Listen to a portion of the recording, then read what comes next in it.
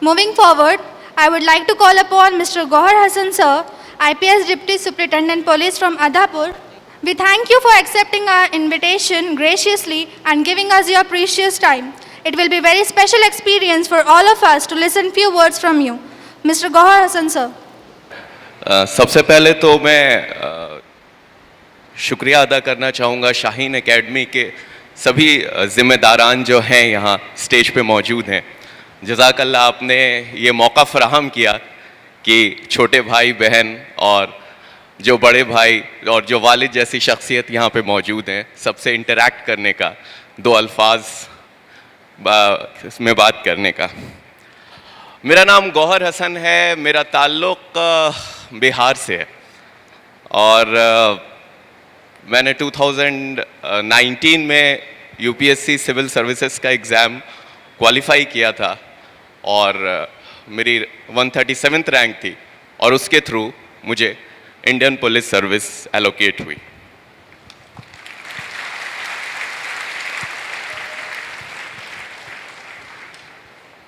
तो यहाँ पे सबसे पहले तो मैं उन बच्चों को मुबारकबाद देना चाहूँगा जिन्होंने माशाल्लाह इतनी बड़ी कामयाबी हासिल की है। नीट का एग्ज़ाम क्वालिफाई करना, उसमें अच्छी रैंक लाना कितना मुश्किल है, इसका अंदाज़ा शायद सब लोग नहीं लगा सकते, लेकिन मैं इस चीज़ को समझता हूँ कि उसको कितना मुश्किल है, कितनी मेहनत करनी पड़ी होगी। उनके वालिदैन को भी बहुत बहुत मुबारक, क्योंकि बिना वालिदैन के सपोर्ट के, बिना पेरेंट्स के सपोर्ट के ये चीज़ मुमकिन नहीं होती है।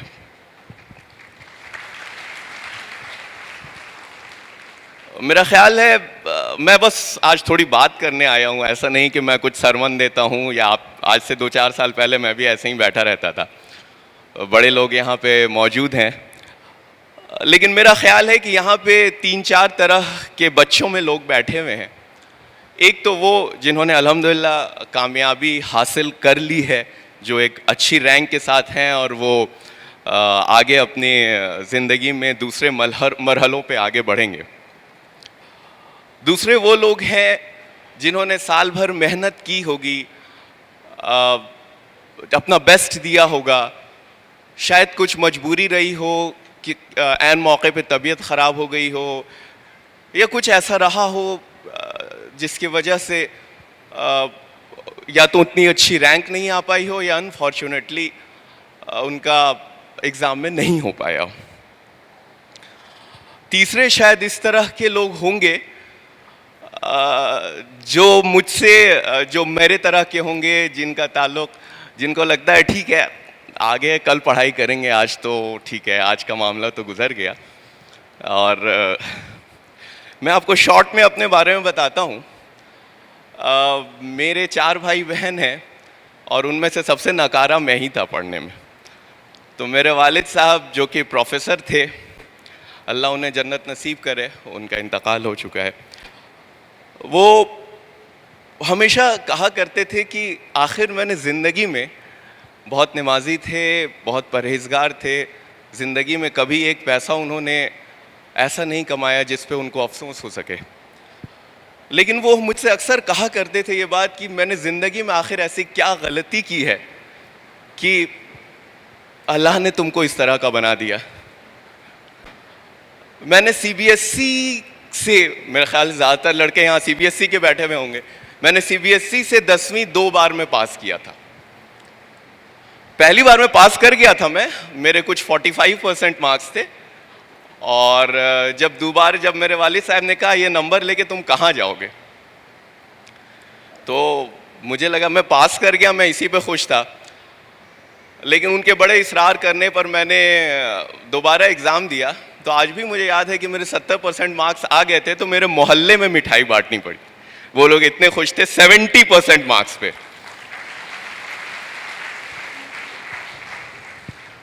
नीट हो गया, मेडिकल हो गया। उस वक्त में नीट नहीं हुआ करता था, मेरे ख्याल से प्री मेडिकल टेस्ट है, या इंजीनियरिंग के लिए उस वक्त में AIEEE हुआ करता था। मेरे ख्याल से, मुझे याद नहीं है, मुझे अंदाज़ा नहीं है कि आज के दौर में। तो ये सब तो बहुत दूर की बातें हैं, मेरे वालिद साहब को ये लगा कि शायद ये लड़का इंजीनियरिंग क्वालिफाई नहीं कर पाएगा, इसलिए उन्होंने मेरा एडमिशन डिप्लोमा में करवाया था, डिप्लोमा इंजीनियरिंग में, कि तुमसे बेटा इंजीनियरिंग तो होगी नहीं, बेहतर है कि तुम डिप्लोमा करो, डिप्लोमा के बाद तुम्हें जॉब मिल जाएगी। और उनका इंटेंशन बहुत नोबल था, जाहिर है वो मुझे बचपन से देखते आ रहे थे। एक बाप माँ से ज़्यादा, एक पेरेंट्स से ज़्यादा अपने बच्चों को कौन पहचानता है। तो खैर मुझे बड़ा ईगो मेरा हर्ट हुआ। अब डिप्लोमा करने को कह दिया, डिप्लोम चीज़ लोग बुलाते थे, लेकिन खैर ठीक है, अब मरता क्या ना करता। डिप्लोमा का एग्ज़ाम दिया। इंटरेस्टिंग बात है कि मेरा उसमें भी एंट्रेंस में नहीं हुआ डिप्लोमा के। कुछ वेटिंग आई थी मेरी, लेकिन वेटिंग आई थी तो किसी तरह से मैं वहाँ पहुँच गया। खैर फास्ट फॉरवर्ड डिप्लोमा हुआ, डिप्लोमा के बाद फिर जॉब भी मिल गई, जॉब तो मिल ही जाती है। उसके बाद फिर मैंने इवनिंग से इंजीनियरिंग करी। बड़े घर पे लोग मेरे बड़े खुश थे कि चलिए भाई, जिससे ये उम्मीद थी कि पान की दुकान से ऊपर कुछ कर नहीं सकता है, एटलीस्ट वो एक जॉब कर रहा है। मैंने जॉब शुरू करी, अपनी जॉब शुरू करी तो 1 साल 2 साल 3 साल, जब 3 साल मैंने जॉब वॉब कर लिया तो मुझे लगा कि शायद मुझे कुछ और करना चाहिए। उस वक्त में मुझे कहीं ना कहीं ये एहसास होता था कि मैंने ज़िंदगी में कुछ भी नहीं किया अभी तक। जैसे नदी के एक फ़्लो के साथ लोग बहते चले जाते हैं, वैसे मैं भी अपनी ज़िंदगी के फ़्लो के साथ बहता चला जा रहा था। जैसे जहाँ जिसने फेंक दिया, ना कोई बड़ा एग्ज़ाम दिया, ना किस किया। तो मुझे पता नहीं क्यों एक ख्याल आया कि इस स्टेज पे आके ना तो मैं मेडिकल दे सकता हूँ, ना मैं इंजीनियरिंग दे सकता हूँ, ना मैं कुछ और कर सकता हूँ। मेरे पास 2 ऑप्शंस बचे थे, या तो मैं कैट का एग्ज़ाम देता मैनेजमेंट के लिए, या फिर एक ऑप्शन था सिविल सर्विसेज।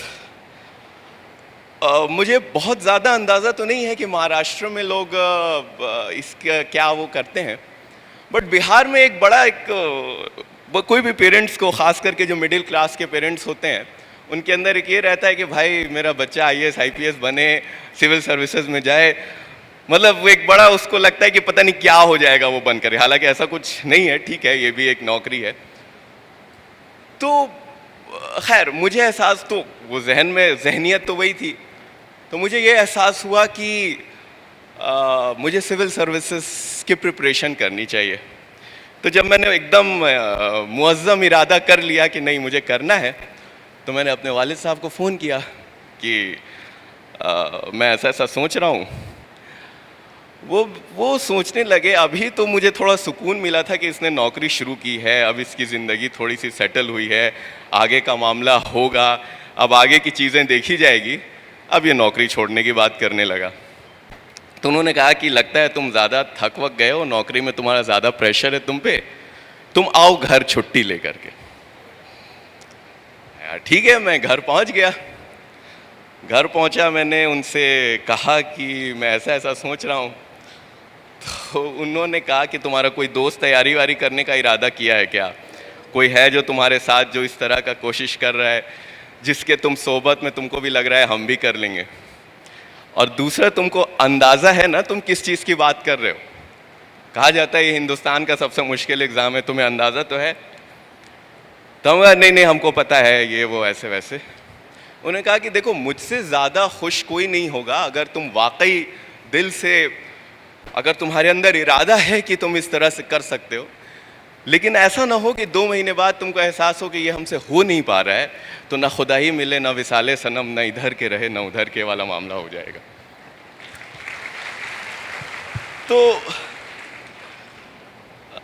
ठीक है, तो हमने सोचा कि थोड़ा सा, उनसे कुछ साल पहले डॉक्टर शाह फैसल थे जो कश्मीर के थे, वो हिंदुस्तान में टॉपर हुए थे, और काफ़ी वो, मतलब वो उनकी स्पीच वगैरह हम लोग यूट्यूब पे सुनते थे तो लगता था कि हाँ एकदम ज़बरदस्त।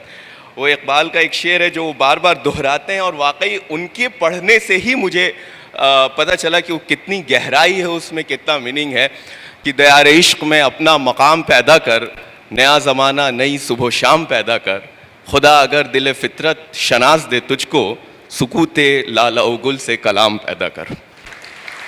तो इसमें इतनी गहराई है। अल्लामा इकबाल, इस इंस्टीट्यूशन का नाम शाहीन है। मैं इतना खुश हुआ था जब मुझे अंदाज़ा हुआ, मुझसे पहले जो मौलाना साहब थे इन्होंने बहुत अच्छे तरीक़े से इसका मतलब बताया है कि शाहीन का क्या होता है। तो खैर वहाँ से मेरा एक सफ़र शुरू हुआ और आप यकीन मानिए कि मैंने इस तैयारी के दौरान लिखना सीखा, पढ़ना सीखा, टेबल कुर्सी पे बैठना सीखा। इससे पहले मुझे वो भी नहीं आता था, बेसिक्स जो होता था। It took me a lot of time but, और एक चीज़ है, ये कुरान का कौल है कि अल्लाह उसी की मदद करते हैं जो खुद अपनी मदद करता है। तो इस चीज़ को, ये एक लंबा सफ़र चला। मैं उसके हर यूपीएससी में भी 3 स्टेजेस होते हैं, प्रीलिम्स में, मेंस, इंटरव्यू, मैं तीनों स्टेज में एक एक बार फेल हुआ। फाइनली 2019 में जा कर के अल्हम्दुलिल्लाह मेरा सिलेक्शन हुआ। तो कहने का मकसद ये है, मैं आप लोगों को ये, ख़ास करके मैं उन बच्चों को एड्रेस कर रहा हूँ जिनको ऐसा लगता है कि शायद वो अपने अंदर से हारते हैं। उनको ऐसा लगता है कि शायद मैं कुछ नहीं कर पाऊँगा। जब वो दूसरे बच्चों को देखते हैं उनको लगता है कि यार ये मुझसे इतना अच्छा है। मुझे भी ऐसा लगता था, मेरे अंदर भी ये इनसिक्योरिटीज़ थी। ऐसा नहीं है कि यार ये तो मैं कैसे कर पाऊँगा, इतना बड़ा कंपटीशन है, इतने बड़े लोग हैं। और आपको मैं एक चीज़ बताता हूँ, मैं अपने एक्सपीरियंस से ये चीज़ 100% कह सकता हूँ कि आपका कॉम्पिटिटर दुनिया में सिर्फ आप हैं। अगर आप आज जिस मकाम पर हैं, आप कल उससे थोड़े बेहतर हो गए तो यकीन जानिए इससे बेहतर कोई चीज़ नहीं। आपको सिर्फ एक सीट चाहिए किसी भी कंपटीशन में, किसी भी एग्ज़ाम में। आपको कोई मतलब नहीं है कि दूसरे क्या कर रहे हैं। आपका कंपटीशन किसी और से नहीं है। हम हमेशा अपने आप से, अपनी जहनियत से हारते हैं, हम दूसरों से कभी नहीं हारते। अपने दिल पे हाथ रख के आप सारे के सारे एस्पिरेंट सोचिए कि जब आप जा कर के बैठते हैं एग्जाम में तो आपको पता होता है कि नहीं कि आपका सिलेक्शन हो रहा है या नहीं। आपको ये चीज आपके अंदर पता होती है कि yes, I am going to be there और नॉट। क्योंकि आपका दिल आपका आईना होता है। तो अपने आप से मत हारिए। जब मेरा इंटरव्यू में नहीं हुआ था, जिस साल मैंने इंटरव्यू दिया था, मेरे फादर का फ़ोन आया मेरे पास। वो थे, ज़ाहिर है एक वालिद है, एक बाप है, वो परेशान रहता है कि मेरा बच्चा परेशान होगा, नहीं हुआ है इसका। इस स्टेज तक आके ऐसा लगता है कि निवाला मुंह तक पहुंचा, फिर वहाँ से किसी ने खींच लिया। क्योंकि आप प्रीलिम्स निकालते हैं, मेंस निकालते हैं, लास्ट स्टेज तक पहुँचते हैं। लेकिन मैंने उसी टाइम उनसे कहा था कि मुझे ये अब यकीन है कि अगले साल इंशाल्लाह मेरा इस लिस्ट में होगा। और मैंने उसी माइंडसेट से, उसी जज्बे से उस पूरे अगले साल की तैयारी करी। और आपको मैं सही बताऊं, जब अगले साल का रिज़ल्ट आया, मैं रिज़ल्ट खोल ही रहा था कि इस बीच में मेरे दोस्त का फ़ोन आया। यूपीएससी आजकल नाम के साथ लिस्ट शाये करता है। तो मैंने उससे फ़ोन पे यही बोला कि मुझे ये तो पता है कि मेरा लिस्ट में नाम है, मुझे रैंक बताओ कि मेरी कितनी रैंक है।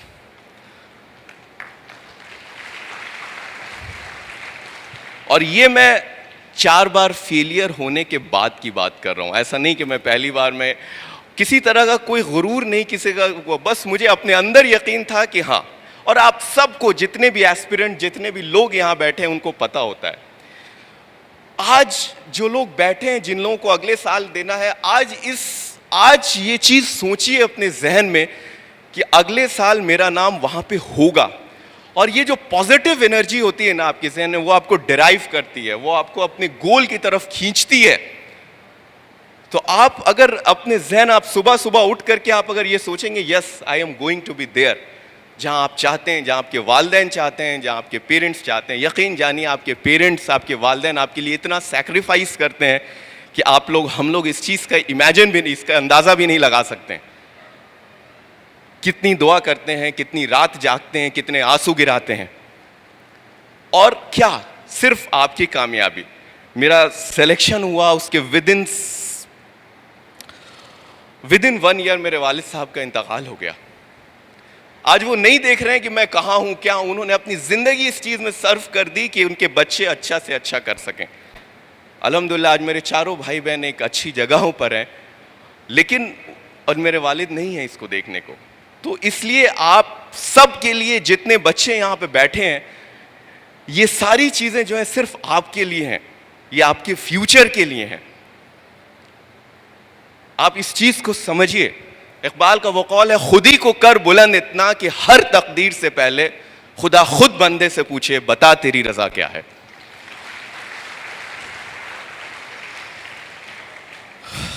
तो मुझे बहुत ज्यादा कुछ नहीं कहना है, और थोड़ा सा मैं पेरेंट्स जो हैं यहां बैठे हैं उनको भी मैं एक चीज कहना चाहूंगा, अपने बच्चों पे हार मत मानिए। अगर आपका बच्चा अच्छा नहीं भी कर पाया किसी वजह से, मैंने आपको बताया मैं शुरू से किस तरह का स्टूडेंट था। मेरे वालिद के लिए ये बहुत आसान था, मेरे फादर के लिए, मेरी मदर के लिए, कि मुझे अपने हाल पे छोड़ देना, ये तो कुछ नहीं कर सकता है। It's very easy. या फिर खुद हार जाना कि भाई मुझसे जो हो सकता था। लेकिन constantly since childhood he tried to motivate me, he tried to promote me, he tried to give everything. तो अपने बच्चों पे कब अल्लाह उसका जहन कब खोल दे, कब उसको आगे बढ़ा दे, ये किसी को नहीं पता होता है। तो आप लोग भी ज्यादा से ज्यादा कोशिश करते रहें अपने बच्चों को आगे बढ़ाने की। अल्लाह से दुआ करते रहें कि नहीं ठीक है, जब और कर सकते हैं तो आपके बच्चे भी कर सकते हैं, सब लोग कर सकते हैं। तो इसलिए ऐसा नहीं है कि कोई भी इस हॉल में जितने एस्पिरेंट बैठे हैं, जितने बच्चे बैठे हैं, सब लोग सब कुछ वो सारा मुकाम पा सकते हैं जो आप चाहते हैं, जो आप करते हैं, जो आपके दिल में है कि नहीं मुझे ये करना है। दुनिया में कोई भी चीज़ मुश्किल नहीं है। मैं तैयारी करने से पहले मुझे कह देता कोई कि आप आधा पैराग्राफ किसी टॉपिक पे लिख दीजिए, तो शायद मैं नहीं लिख सकता था। अब मेरे वालिद ने मुझसे कह दिया कि तुम उर्दू सब्जेक्ट लेके लिखो। यकीन जानिए मुझे उर्दू का इमला तक सही लिखने नहीं आता था, लेकिन उन्होंने कह दिया, मेरे जहन में भी क्या हो गया, मुझे जाहिर है मुझे वक्त लगा, मुझे मेहनत करनी पड़ी, सारा वक्त सारी चीज़ें उसमें गुजरी। लेकिन एक ऐसा दौर भी था जिसमें मेरा ऑल इंडिया हाईएस्ट मार्क्स थे उस सब्जेक्ट में।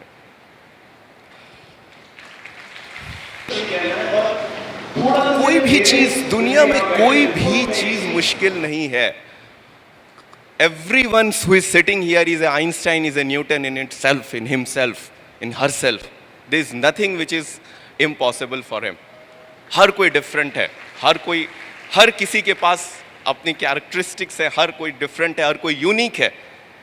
और आपका कंपटीशन किसी से नहीं है। ये चीज़ आपको मैं बार बार बताता हूँ, बार बार दोहराता हूँ। कभी ये नहीं सोचिएगा कि आपके क्लास में किसी का टेस्ट हुआ, उसका मार्क्स बहुत आ गया तो वो बहुत अच्छा है। नहीं, आपका कहाँ कम आया, कहाँ क्या कम आया ये देखिए। किसी दूसरे का क्या ज़्यादा आया, इससे कोई फ़र्क नहीं पड़ता है।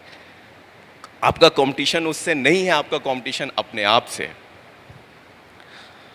तो आखिरी में बस मैं उन बच्चों से फाइनली एक बशीर बद्र का शेर है, उसको कह करके अपनी बात ख़त्म करूँगा। यहाँ पे बहुत लोग हैं, बहुत बड़े, कि बस एक चीज़ हमेशा याद रखिएगा कि जब से चला हूँ मेरी मंजिल पे नज़र है, रास्ते में कभी मील का पत्थर नहीं देखा। शुक्रिया।